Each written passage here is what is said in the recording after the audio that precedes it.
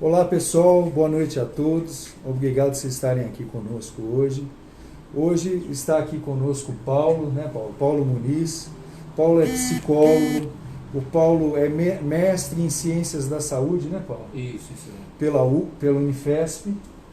O Paulo também, ele é profissional, professor de saúde coletiva, é isso, Paulo? Isso. Saúde coletiva Na Faculdade de Medicina da Unimes. na Unimes, e você dá aula também na Unisanta, não é Na isso? Santa, no curso de Psicologia. Eu sou psicólogo por formação, né? Que legal. O Paulo é um grande amigo nosso, um grande profissional, por isso que a gente trouxe ele aqui, até porque a gente está vendo os efeitos dessa pandemia na nossa população em geral, né, Paulo? Exatamente, Adriano. Boa noite a todos. E como eu tenho a oportunidade também de fazer a coordenação da saúde mental aqui no município de Santos, Isso.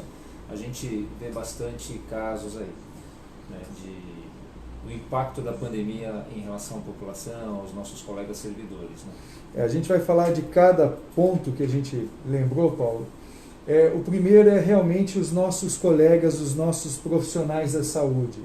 Eu vejo que a ansiedade é muito grande, todos estão com extremo medo, né, Paulo?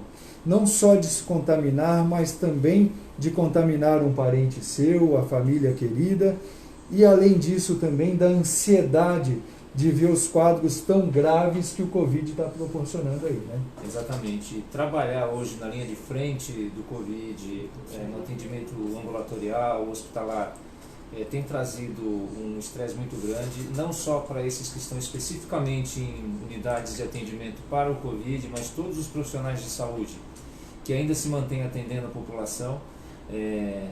Muitos profissionais com bastante preocupação, tem causado, como você falou, muito medo, estresse, o medo de adoecimento pelo Covid, o medo do próprio contágio de seus entes queridos, como você colocou, o medo da morte, né, que é um medo iminente, tendo em vista o número de pessoas que têm vindo a óbito no Brasil.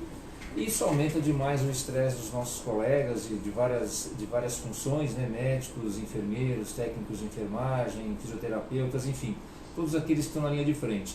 E isso tem, obviamente, um impacto negativo, porque a produção, sob esse tremendo estresse, é um estresse, digamos assim, extraordinário.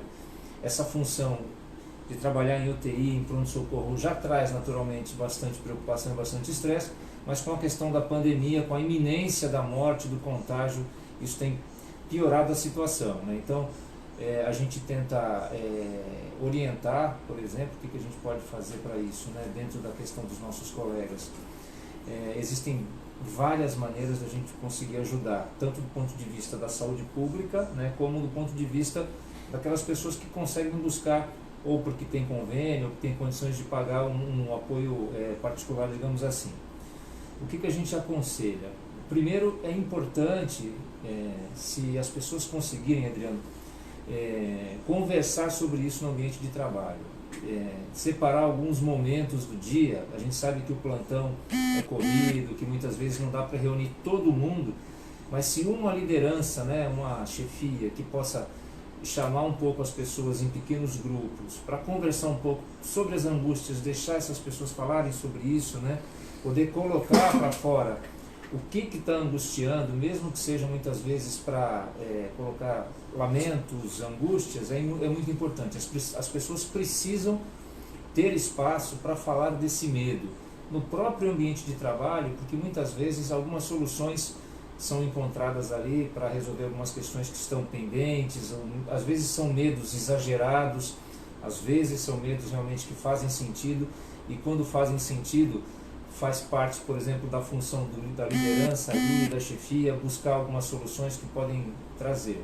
Por exemplo, buscar o apoio externo, alguém que venha de vez em quando, periodicamente, fazer um bate-papo, conversar, e inclusive avaliar se as pessoas que estão ali, e é óbvio que sempre vai acontecer isso, Adriano, algumas uma situação mais agravada do que outras, né? Então tem aquelas pessoas que precisam sim de um momento de maior cuidado, às vezes até afastadas do trabalho, isso vem acontecendo, mas principalmente poderem falar, ser ouvidas, para que essa angústia e muitas vezes o medo vem de várias fontes, né? Então tentar direcionar um pouco essa questão da conversa dentro do ambiente de trabalho é uma das formas. A outra é buscar ajuda efetivamente, né? Não estou suportando, estou num ambiente de trabalho, me sinto pressionado. Então, na própria rede pública, a gente vai ter apoio, né, na atenção básica, na rede especializada de saúde mental, nos CAPs, né? Todas as unidades de saúde pública da cidade são abertas, né? A gente tem evitado apenas aglomerações, então atendimento em grupo tal reduzido, mas do ponto de vista do acolhimento, a rede de saúde mental, por exemplo, está aberta, não fechou em nenhum momento. Então, as pessoas que têm necessidade, sejam elas profissionais da saúde pública, sejam elas profissionais da saúde de hospitais privados, sejam elas munícipes de outras áreas aí que estejam angustiadas, que estejam se sentindo sufocadas, podem procurar ajuda na saúde pública.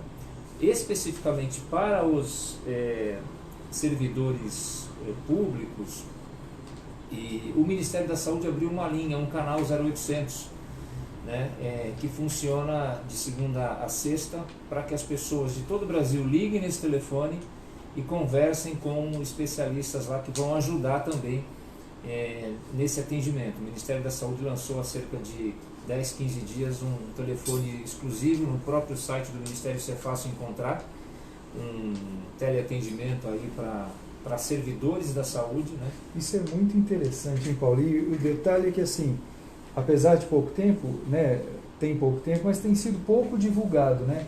Sim. Porque as pessoas não estão tendo acesso, sim, né, a esse serviço. esse né? serviço. E, por exemplo, nos CAPs, né, a gente tem a possibilidade hoje de utilizar o atendimento à distância também.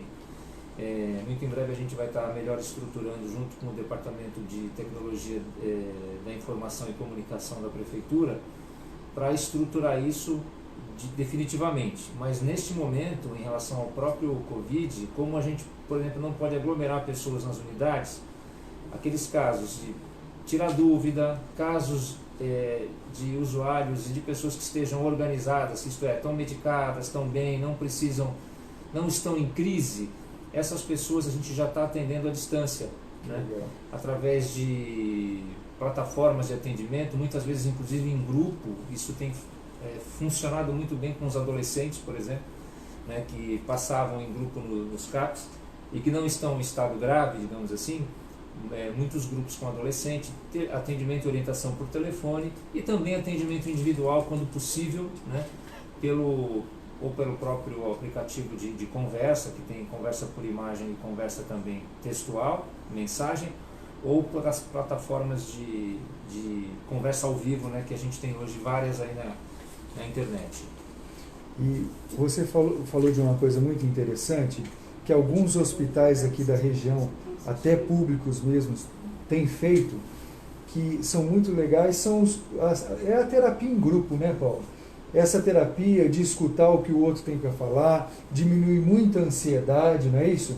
Exatamente. E assim, as pessoas estão muito assustadas.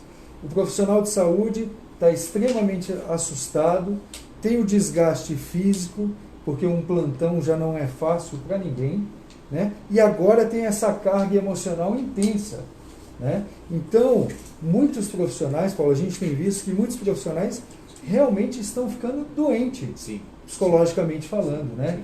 A gente tem visto muita ansiedade, muita depressão, e essas terapias em grupo ajudam muito, não é isso? Ajudam. A gente tem hoje realmente percebido, óbvio, que a ansiedade é uma das questões mais importantes que tem aparecido, e aí, de um modo geral, em toda a sociedade, é óbvio, que impacta muito no nosso colega profissional da saúde que está lá na ponta.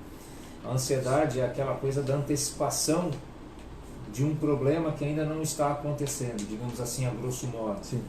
Então, quando a gente fala da ansiedade, antes de virar uma patologia que pode acontecer, um certo grau de ansiedade é bom, né, porque vai fazer com que a gente tome cuidado, né? fique alerta, mas quando ela começa a patologizar, quando ela começa a se transformar já num transtorno, a gente já começa a ter a razão prejudicada, a capacidade de raciocínio, inclusive muitas vezes a nossa capacidade de operação dentro da área da saúde.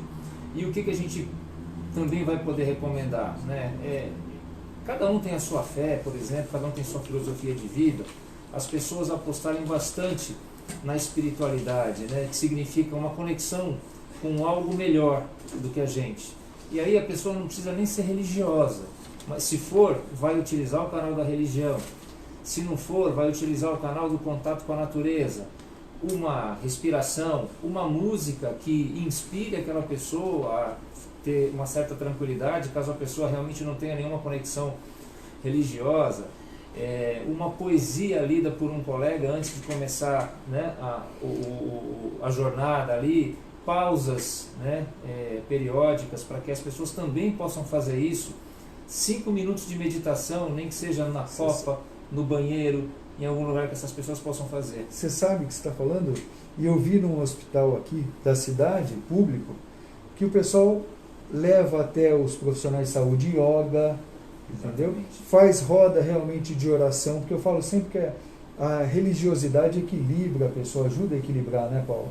E assim, eu achei muito bonito, porque tira essa carga toda em cima, fazer um café da manhã para o profissional, né? Então isso tem sido muito legal também. Isso, a gente sabe, por exemplo, que tem muitos colegas que são músicos, né, que tocam violão, que participam de coral, fazer isso também é muito bom, né? Dentro, claro, das possibilidades, quando o ambiente possibilita isso, aqueles grupos doutores da alegria, dentro de Fazem um trabalho muito bonito, muito, né? muito bom. Muito bonito. Isso é muito interessante porque as pessoas precisam realmente, a gente não pode misturar uma coisa que a gente sabe que a pandemia é um momento muito grave, traz muita tristeza quando traz preocupação no estado de saúde grave de nossos entes queridos, de amigos, de colegas ou de desconhecidos, porque muita gente está vindo a óbito, mas a gente não pode deixar de viver, porque a nossa energia de vida, até para ajudar essas pessoas, ela precisa estar em dia. Então não é pecado, não é errado você se divertir, você dar risada de vez em quando, tem um momento, tem um lugar certo, tem a preservação de certos ambientes, mas é preciso quem está não infectado, quem está com uma vida produtiva, ou mesmo quem está em casa porque não pode trabalhar hoje, precisa manter o humor positivamente, porque isso é saúde, isso gera energia positiva para o corpo. O corpo responde quando a gente está mal da cabeça, e portanto há uma lógica de que ele também responde quando a gente está bem. Se a gente tem a capacidade de adoecer o corpo com as questões psicossomáticas, a gente também tem esse poder de, vibrando positivamente, né, se divertindo, tendo diversão positiva, autoastral, equilibrada, vai poder melhorar seu estado, inclusive para o trabalho, para poder atender melhor as outras pessoas, né? A gente compara sempre aquela coisa quando a gente vai viajar de avião, que a aeromoça fala, se acontecer alguma coisa, a despressurização, primeiro a máscara no adulto, depois na criança, porque você precisa estar bem. É a mesma coisa, o profissional de saúde precisa estar bem, precisa estar equilibrado, precisa estar feliz. Não é errado você estar feliz é um estado de espírito, atendendo situações de gravidade, de morte. Você não vai caçoar de ninguém, mas vai trabalhar melhor com certeza, né? Eu sempre falo que não só o profissional de saúde, todos nós, você sabe disso, nós temos que ter uma válvula de escape. Tem que ter um hobby, tem que ter alguma coisa para descarregar, não é isso, Paulo? Exatamente. É fundamental. Eu, por exemplo, sou músico também, né? Que legal, você toca o quê? Eu toco um pouquinho de violão, um pouquinho de guitarra, eu toco um pouquinho de tudo. Legal. E profundamente nada, mas assim, isso é muito importante, né? E uma pintura, música, um hobby, marcenaria, cozinha. Quem gosta de cozinhar, por exemplo, é um baita de uma atividade interessante, né? E eu acho que as pessoas, como você falou, muito bom você ter uma outra atividade e que você possa se realizar da forma que for. Tem colecionador disso e daquilo, tem o voluntário, tem pessoa que trabalha muito e ainda assim sente prazer em ser voluntário de algumas ações aí importantes para outras pessoas que precisam. Então você sacou uma coisa bem bacana, tem uma outra atividade, mas eu não tenho vontade. Então se você ainda não faz uma outra atividade fora do seu trabalho, fora da sua obrigação, é hora de procurar, é hora de ver, porque isso faz uma diferença muito grande na vida, né? Pode ser uma coisa pequenininha, uma vez por semana, e é importante. E prática de atividade física, por exemplo, né Adriano? Fundamental para a saúde, não só para a física, mas a mental. A mental. Você ter boas leituras antes de dormir, não ficar focado só na tragédia, né? E aí um cuidado que tem que ter, só te interrompendo, Paulo, cuidado também, todo mundo fala e é verdade, cuidado com os noticiários, cuidado com... Porque assim, o noticiário ele quer vender notícias, ele quer dramatizar, ele quer, né, supervalorizar aquela notícia e acaba assustando muitas pessoas, né? Exatamente.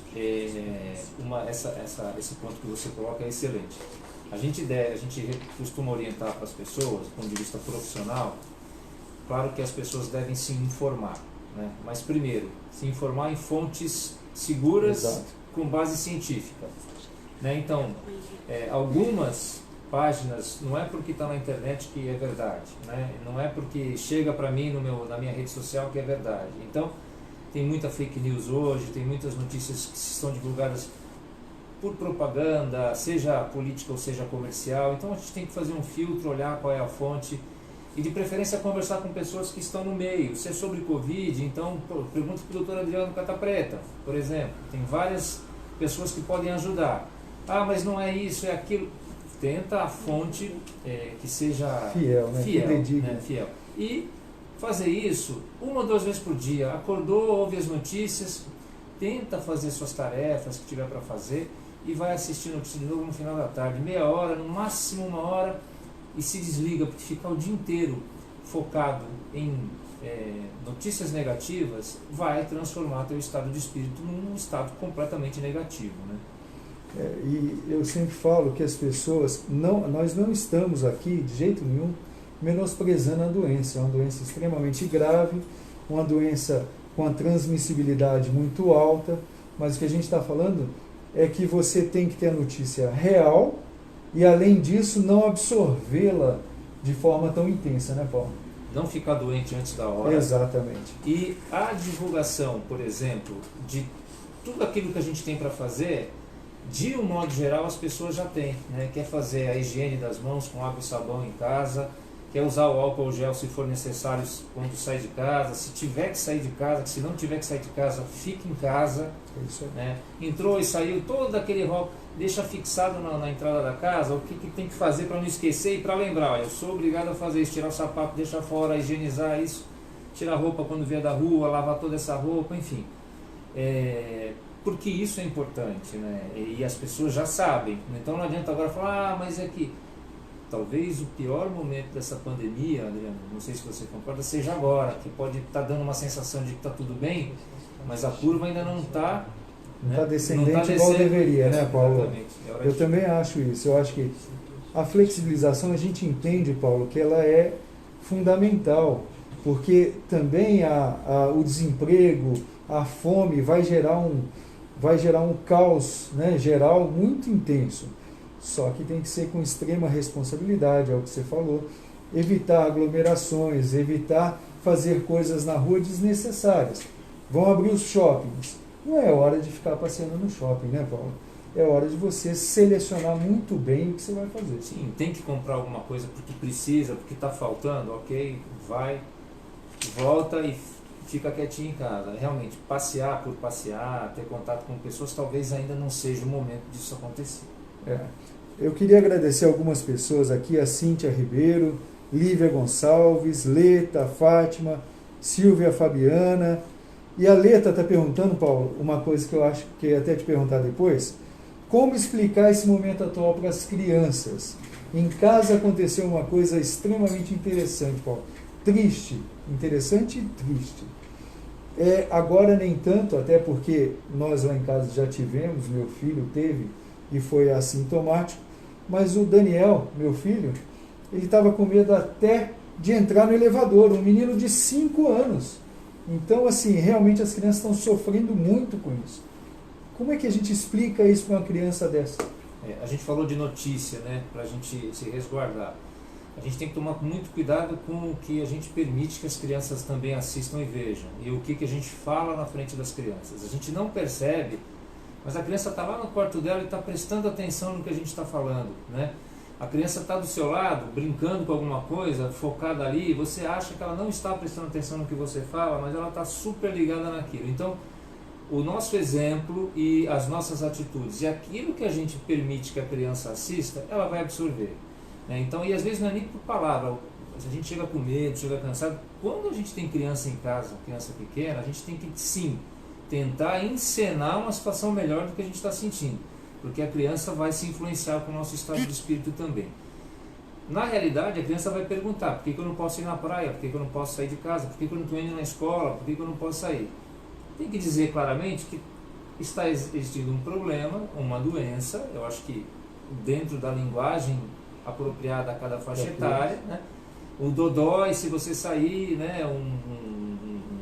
Um bichinho que entra nas pessoas e vai fazer você ficar doente, então a gente não pode sair, ó, papai está de máscara, mamãe está de máscara, mostra algumas imagens das pessoas de máscara, mas diz: isso tudo vai passar, né? Como tem sempre alguém com a criança, isso é importante, manter muito a calma, tratar a criança com muito carinho, por mais que a criança fique agitada, e vai ficar, porque quer sair. Algumas insistem, tem muito baixinha que tem já personalidade de adulto, vai insistir, vai querer sair. E aí é nessa hora, é nesse momento que a gente tem que mostrar a paciência, tem que mostrar a nossa maturidade em relação a isso.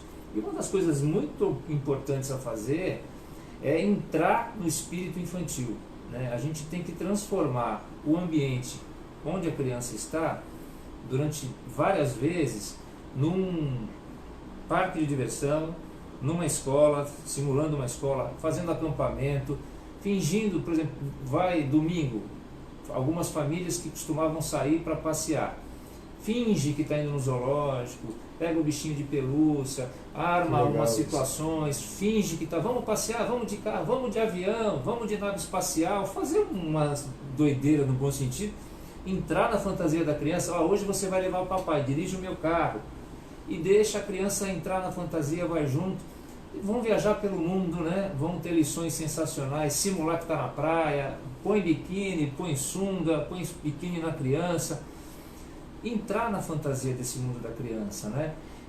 Porque isso, além de tudo, vai ajudar a criança a não perder o tempo que está perdendo, porque como não está indo para a escola, não está interagindo com seus amiguinhos, com seus coleguinhas, com professores, mantém acesa essa chama da curiosidade, do aprendizado e da adaptação a situações que não são situações muito confortáveis. Isso ajudaria muito as crianças, né, Adriano? Agora, uma coisa sobre as crianças em casa também, Paulo, que eu vivo isso em casa.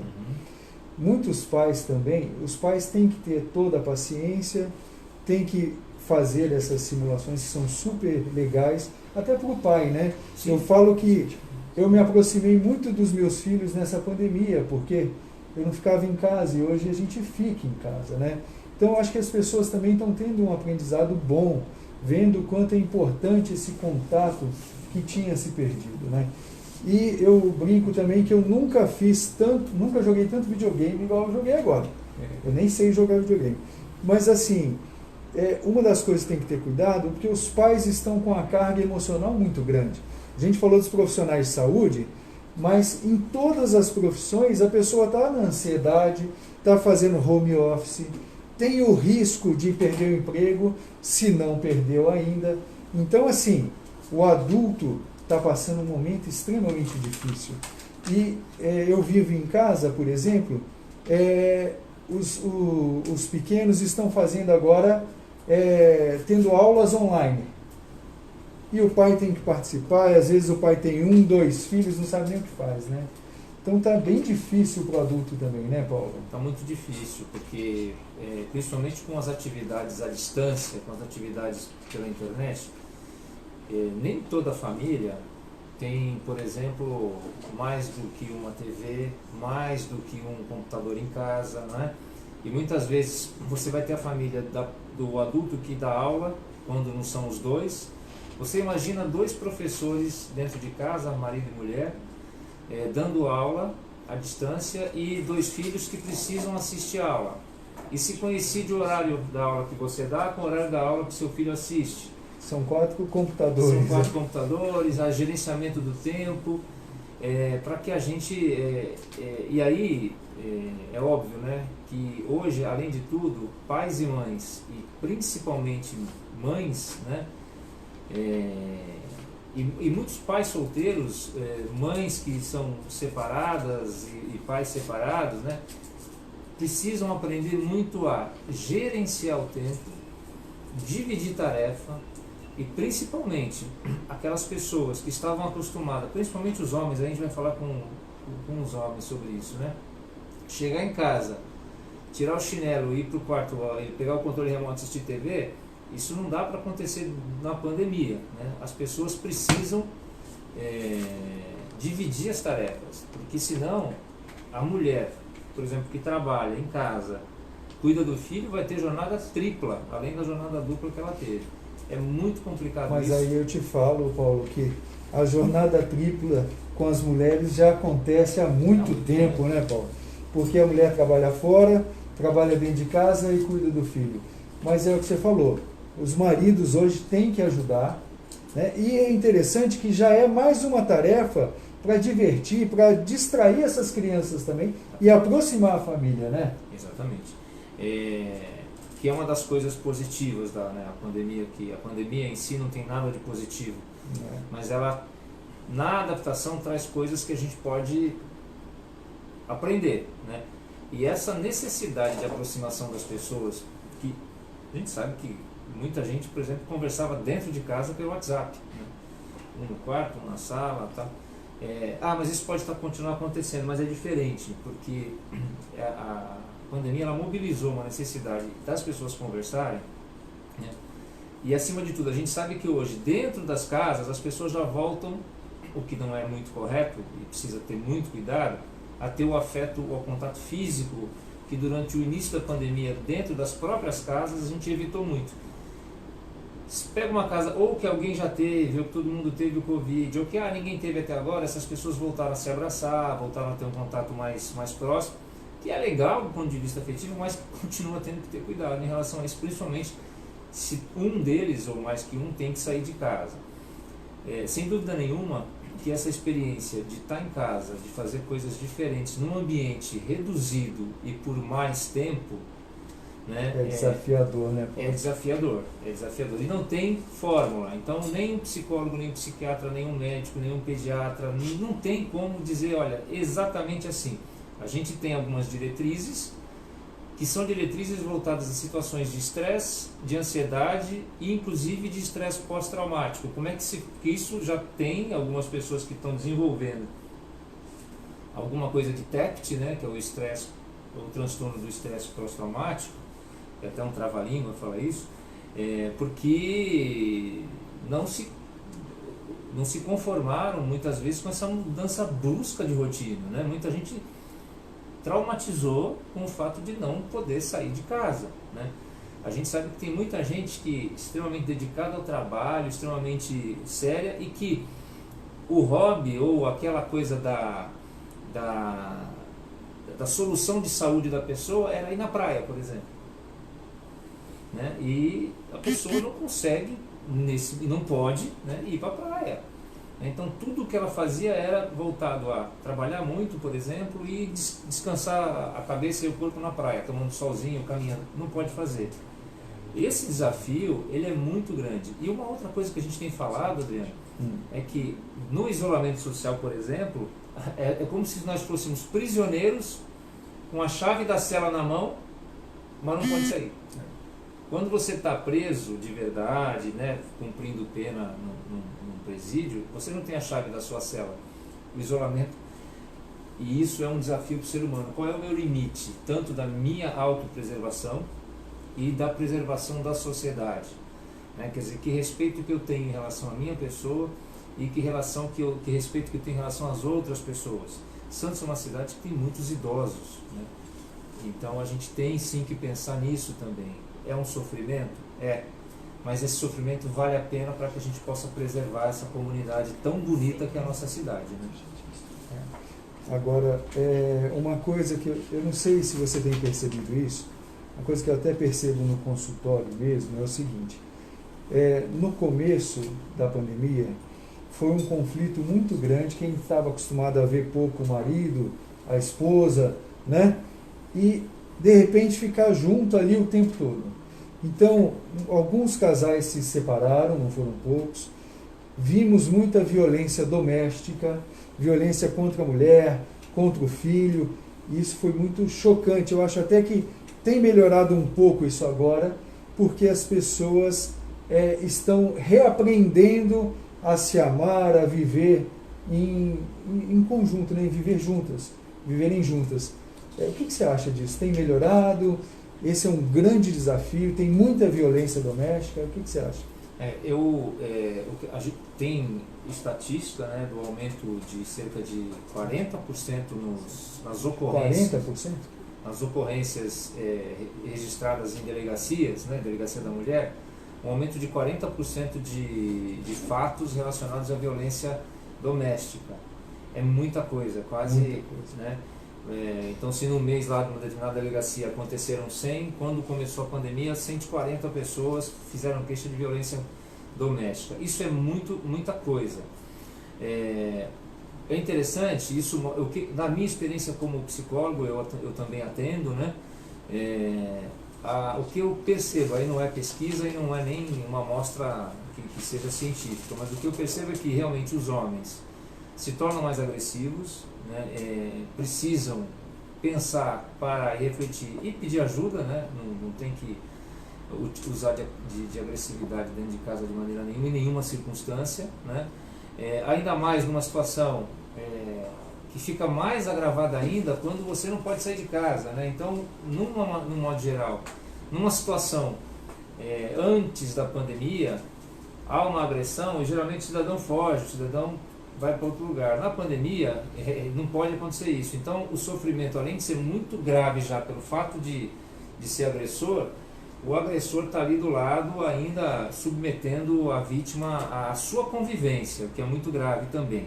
E as mulheres, de um modo geral, também não é científico, têm potencializado alguns problemas, né?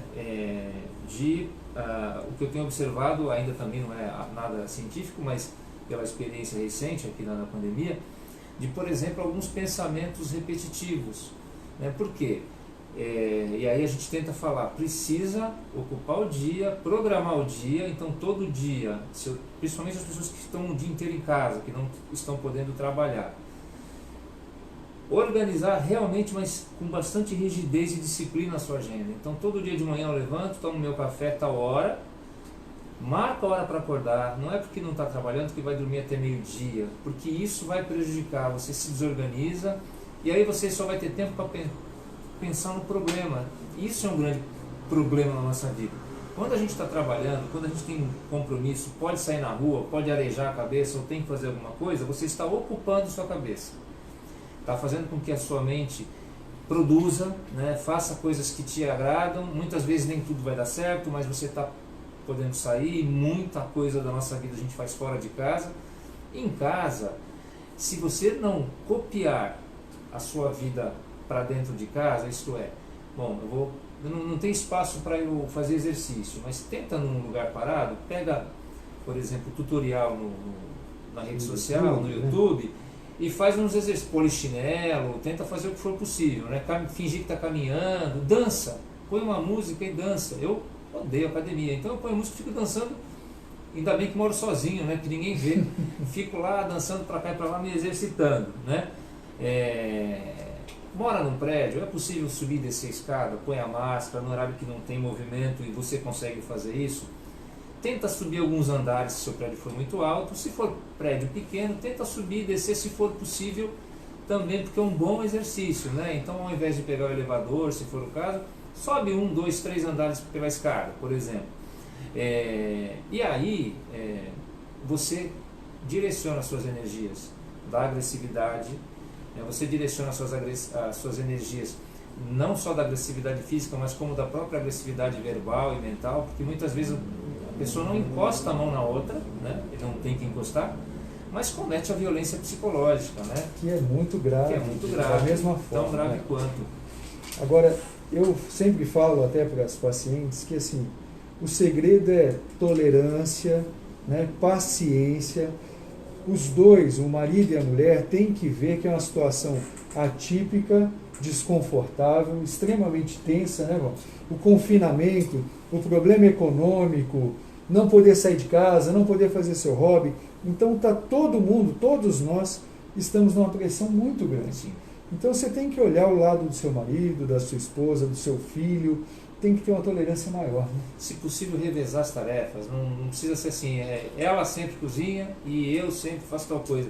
De repente revezar, olha, eu posso cozinhar hoje, tem muito homem que gosta de cozinhar, que sabe cozinhar bem, e mesmo que você não souber, é hora de aprender, vamos fazer, me ajuda, me ensina a cozinhar, ô meu bem, me fazer ensina uma a fazer... receita com os filhos, né, Paulo? Exatamente. Fazer né? um bolo com os filhos. Fazer um bolo, fazer uma salada, que todo mundo pode, né, ajudar a partir as coisas com tranquilidade, com segurança, né? Deixar os filhos escolherem alguma coisa também, né? Que geralmente quer comer alguma coisa hoje. É isso, aproximar não é só estar grudado fisicamente, né? Então, isso também é uma das grandes lições que essa crise da pandemia vai trazer para a gente, né? Aproximar não é só estar grudado fisicamente, aproximar é conectar mais as pessoas. Uma das provas é que, por exemplo, você fala em família, a gente está falando muito no núcleo familiar que mora junto. Mas hoje, com as plataformas que a gente tem, quem tem acesso a isso, quem tem possibilidade da conectividade, um dia desse eu estava participando de uma palestra, de repente aparece um primo de Volta Redonda que eu não via há 40 anos. Caramba. A irmã dele aparece, uma prima, e aí a família marcou uma live entre as pessoas da família no domingo. Né? Quer dizer, olha que coisa legal. Muito então, legal. você marca com a sua família, tenta conversar um pouco, pode ser meia horinha, não precisa, né? Se não der para ficar mais tempo, se der, ótimo. Rever fotos antigas, né? Quem tem álbum de fotografia, quem tem isso guardado no computador, fazer uma noite de cinema revendo coisas interessantes, né? dentro do ambiente. Isso falta muito para a criançada de hoje, né? Eu quando era pequeno, eu lembro do meu pai sempre gostava de fotografar e revelava as fotos, e tinha vários álbuns, né? Então ficava folheando, quem é esse aqui, pai? É isso, é contar a história da família, fazer a árvore genealógica, quem pode, né? Falar de pessoas que já se foram, com alegria, né? Para que as pessoas também possam entender que há muito mais vida nas relações do que aquele cotidiano pré-pandemia que a gente tinha, né? Isso aí. A Giovana Marcelli também, Paulo, está falando que não é nada fácil estar grávida nessa pandemia. Realmente a ansiedade da gestante, eu vejo aqui no consultório, a ansiedade é gigantesca, até porque, você perguntar para mim hoje, a gestante tem mais risco? Não tem? Teoricamente ainda acha-se que não, teoricamente, mas não se sabe ainda, os estudos são pequenos. Então assim, a gente entende, Giovana, essa ansiedade, e ela é real, não é só com você, é com todas, né, Paulo? É difícil mesmo. É difícil, e então na dúvida, você até tem mais condição do que eu para falar sobre essa questão da gestação. Na dúvida, sem apavorar, sem criar terror, é melhor se preservar, se considerar grupo de risco, porque aí são duas vidas, né, que estão aí em jogo, quando não é gêmeos, né, que é mais, enfim. E é isso, quer dizer, não deu tempo ainda da ciência conhecer o coronavírus na versão 2019, que causa o Covid-19, porque requer muita pesquisa, muito tempo de pesquisa para que isso aconteça. E enquanto isso, é seguir a orientação médica, nesse sentido, principalmente as gestantes, seguir a orientação do seu médico, que mesmo que não seja consenso, algum tipo de orientação, o seu médico é o seu médico, aquele que você tem confiança. Então, e aí eu já falo outra coisa, não vai descontar essa ansiedade no doce e na massa, não vão engordar, hein? Que isso é complicado também na gestação, né, Paulo? Olha, eu vou dar uma dica, eu não sou médico, mas vou dar uma dica leiga, tá? Eu confesso que eu adoro chocolate, adoro doce, gosto muito mesmo. E eu percebi que eu estava exagerando. E aí eu compro fruta, verdura, mas eu comprei aquelas maçãzinhas que vem nos pacotes, vem várias maçãs pequenininhas. Tipo da Turma da Mônica. Exatamente essa, eu não ia fazer a propaganda. Mas assim, ó. Quem tem filho conhece. Quando eu tô com vontade de comer, eu tenho um pouco de chocolate sempre, quando eu tô com a fissura pelo chocolate, come a maçã primeiro. fim de semana eu como de 4 a 5 daquelas maçãs por dia. E me satisfaz porque tem açúcar naquela Lógico. maçã, né? E é uma delícia. Então escolha uma fruta saudável que você goste, se puder fazer, né? Pode ser banana prata, que tem menos açúcar, alguma coisa assim. Olha, para mim funciona muito bem a maçã, viu? Agora você falou uma coisa que eu ia te perguntar também, que tem que se fazer videochamadas com seus pais, com seus avós, né? A gente, muito idoso, isolado realmente de tudo, né? A pessoa está sozinha na casa dela. E isso é muito complicado. A depressão no idoso é algo extremamente grave, né, Paulo? É muito grave. E o idoso, ele é, dependendo da situação dele, dependendo da idade, ele é quase como uma criança. Com o agravante que na situação da pandemia, a criança ainda não tem autonomia para ir para cá e para lá. E o idoso tinha autonomia e você tem que dizer para ele, não pode. Né? Você tem que interromper, e aí tem que tomar muito cuidado nessa situação e tem que investir muito em explicação, tem que investir bastante em trazer, não é prova, mas mostrar algumas notícias, poucos, falar, olha só o que está acontecendo. Por quê? Porque o idoso, ele teve sempre, né, bastante liberdade de fazer as coisas, né, e não consegue fazer hoje. Então precisa ter muito tato, carinho, e se precisar, por exemplo, não tiver jeito, o idoso quiser sair, em último caso, sai junto e vai mostrando, olha, não pode pôr a mão aqui, toma cuidado, né? Se for fazer uma saída, o risco de contaminar no elevador, na porta da garagem, dentro do carro, no mercado.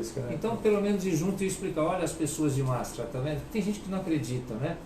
Tem um vídeo que roda aí pelo WhatsApp que é muito interessante, que é um senhorzinho que quer ir no banco, eu quero tirar meu dinheiro no banco, e o filho simula, dizendo que a partir de agora o celular tira o dinheiro. O filho põe uma nota aqui e fala, pai, digita aqui sua senha. Aí ele digita no celular. Tá, não sei o que lá. Aí o filho, o pai não vê, o filho vai empurrando a nota vai saindo, ele pega, pai, ó a nota, pega, ele, caramba! E o velhinho, coitado, acreditou. E foi nessa... Claro que isso é só uma ilustração, mas é preciso também usar de criatividade com o idoso e ter muito respeito com o idoso, porque a gente vê que tem muita gente que não tem paciência com os idosos, né? E não é aquela história assim, mas você ainda vai ser, não é porque você vai ser idoso que você tem que respeitar, você tem que respeitar porque você tem que respeitar todo mundo, né? Se a pessoa não é da sua relação, se a pessoa é uma pessoa que você não tem nenhuma ascensão, no meio do prédio está sem máscara, você pode dizer assim, olha, você tem que usar máscara, eu não vou usar, você vira as costas, sai, se tiver com alguma providência, toma e vai embora. Na sua casa, você tem que ter toda a paciência para explicar, pedir para sentar, olha pai, ou olha avô, é perigoso, isso é um vírus que realmente está matando. Se for uma pessoa de muita idade, lembra da gripe espanhola, porque essas pessoas têm essas lembranças. É quase que uma situação de guerra no Brasil hoje, né? E o grande problema talvez da nossa população, principalmente da classe média alta, é que a gente nunca passou por essa situação de guerra.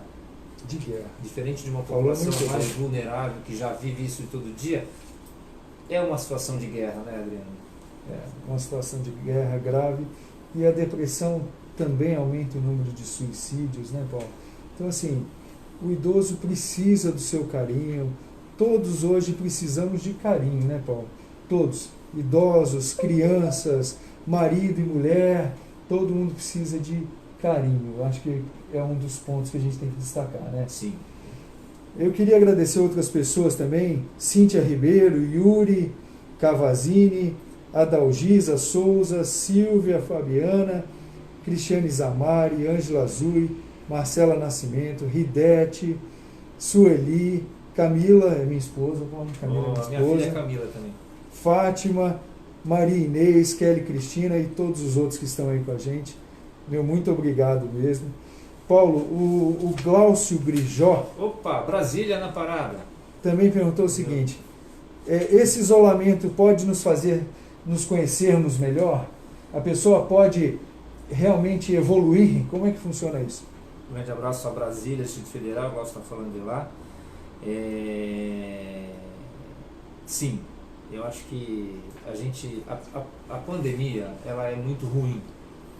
ela não tem nada de bom. Mas como qualquer crise, como qualquer catástrofe, como qualquer cataclisma, a gente pode tirar lições positivas desses momentos ruins. Eu tenho visto o seguinte, que neste momento aí da pandemia, Adriano, a gente está vendo quem é quem. Então, é momento de altruísmo, é momento de alteridade, é momento de respeitar o próximo, de se colocar no lugar do próximo. São coisas que nós já deveríamos saber de antemão. Mas essa crise está trazendo à tona um pouco da personalidade de cada um. A gente vai perceber que a maior parte das pessoas tem bastante solidariedade, né? A gente sabe que a maior parte das pessoas respeita o coletivo, respeita também a sua própria vida, mas infelizmente sempre vai ter um grupo que é menor, mas que faz muito barulho, que é aquele grupo que não está nem aí com nada, que só pensa em si mesmo, que eu não pego, então tudo bem, ou que acha que não vai pegar, ou se pegar, paciência. Não é bem assim a vida, né? A doença ela é muito objetiva. E por isso a gente vai conseguir entender que o convívio forçado hoje em família, a necessidade de abrir mão da liberdade em prol de você e de outras pessoas, às vezes até de desconhecidos, vai sim mostrar e vai ser uma oportunidade, está sendo uma oportunidade para a gente evoluir, porque precisa dar um passo adiante para compreender tudo isso. Não é hora de namorar, não é hora de não usar máscara, não é hora de um bocado de coisa que as pessoas sentem muita falta, porque não tinha nenhum tipo de barreira em relação a isso. Hoje, a gente está com uma divisão entre vida e morte, né? E que a gente precisa decidir o que a gente quer. E a gente tem sempre que decidir pela vida, né, Adriano? Com certeza. Eu queria agradecer a todos, e assim, eu queria falar que é importante paciência, bastante amor, carinho com cada pessoa que está ao seu lado, né, Paulo? Exatamente. E assim, nós passaremos por isso com responsabilidade, com tranquilidade, e nós todos, Paulo, eu acho que na sociedade atual a gente vive muito no limite. Eu falo que todas as pessoas têm uma patologia psicológica, psiquiátrica, umas mais aguçadas, outras menos, né? E é importante cada um de nós, ver os nossos limites e procurar ajuda, né, Paulo? Não quer dizer que você seja mais fraco ou não por procurar ajuda. É fundamental procurar ajuda quando não está bem, né, Paulo? Olha, tem uma coisa que eu acredito muito e que quando a gente tem a prática da clínica na psicologia, a gente percebe isso. Eu falei do egoísmo, que é muito ruim, e falo do orgulho. O orgulho também é muito ruim, porque o orgulho muitas vezes nos impede de ser salvos de situações, e se a gente cai num momento de entrar em parafuso, né, como a gente fala, de ficar angustiado, paralisado, precisa pedir ajuda. E o homem tem mais preconceito ainda, né, Paulo? Nós homens temos uma dificuldade maior do que as mulheres de procurar, né? O homem se sente equivocadamente fraco porque chora, fraco porque acha que tem depressão, e que depressão é doença de mulher, tal. Isso aí. Não existe isso, né? Não existe isso. Existem, sim, oportunidades que a gente tem, precisa pedir ajuda. Hoje não há nenhuma desculpa, porque a rede pública, Santos é uma cidade privilegiada, Santos tem uma estrutura pública muito boa, muito grande, então, eu não tenho convênio, eu não posso, sempre vai ter uma desculpa, né? Eu costumo dizer, não tem desculpa, pelo menos para você dar o primeiro passo em Santos, né? Você tem uma rede de saúde mental, uma rede de UBS, hospitais, e cada vez mais isso vai sendo ampliado, e não pedir ajuda é uma decisão que muitas vezes vai fazer a diferença entre você viver com qualidade ou não conseguir viver com a qualidade que você merece, porque pedir ajuda é se fazer merecer também, é se valorizar, é entender que eu mereço melhorar, então, portanto, eu vou pedir ajuda por conta disso. É isso aí. Uma coisa que eu tinha esquecido e a gente não pode esquecer é muito cuidado também com álcools e drogas, né? Porque aumenta Exatamente. muito nessa fase. Exatamente. Não podemos esquecer disso. Ficar em casa com preocupação, né? ficar em casa achando que nada vai dar certo, quem já tem tendência, quem já faz uso de álcool, geralmente tem a facilidade de ter o acesso mais fácil, está em casa, né? Então não vou dirigir, estou em casa. Pode acontecer disso, tem muita gente que está fazendo isso, está exagerando um pouco no consumo de álcool. A pessoa que não tem, que não vê saída, se ela já faz uso de alguma droga, né, ela tem uma possibilidade de agravar esse uso, né, de tornar esse uso abusivo e de, portanto, se prejudicar bastante na sua vida. Então, realmente é preciso muito tomar cuidado. Eu aprendi com um amigo uma vez, viu, Adriano, conversando com ele sobre vinho e tal, ele falou o seguinte: eu hoje tento fazer a mesma coisa e acho que estou conseguindo.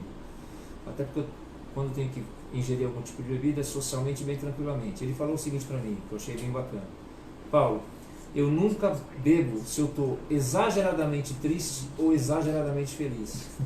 Eu bebo quando eu estou numa situação normal, de equilíbrio, para apreciar um vinho, apreciar uma cervejinha, porque se a gente começa assim, eu vou beber porque eu estou mal, para aliviar uma tensão, para aliviar um estresse, ou tem grandes conquistas, está bem, está feliz, eu vou beber para comemorar qualquer coisa, acaba sendo só uma desculpa para poder ingerir a bebida alcoólica em exagero, né? Não é nenhum problema se você tiver um equilíbrio, né? Em relação às drogas, tem que pesar o que você está fazendo na sua vida em relação a isso, porque poucas pessoas que começam a entrar num caminho de uso abusivo, né, de uso constante, de aprofundamento na gravidade de cada droga, por exemplo, né, é complicado, né?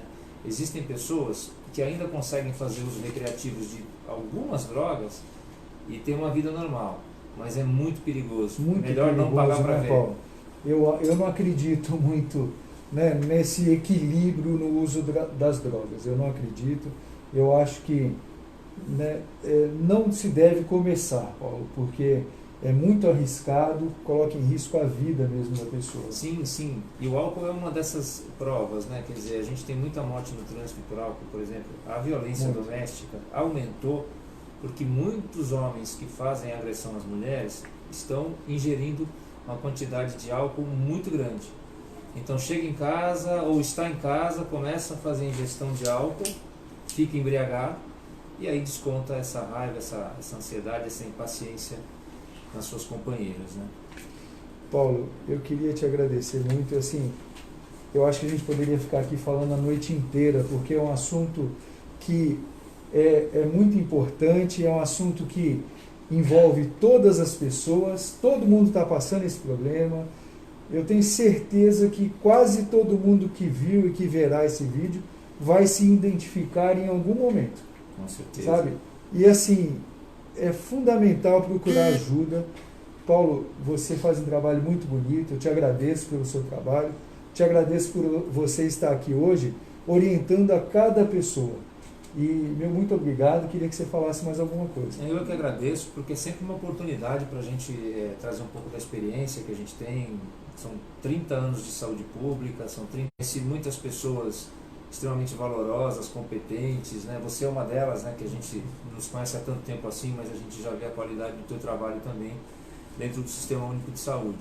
Então é pedir para as pessoas se cuidarem, de olhar o manual de proteção do Covid, que é simples, todo mundo já sabe, e tomar muito cuidado para se proteger do ponto de vista mental, né, e do seu corpo, da sua saúde física, para que a gente possa daqui a um tempo estar bem mais, e vamos estar bem mais tranquilos. Se Deus quiser. Um abraço a todos, uma boa noite.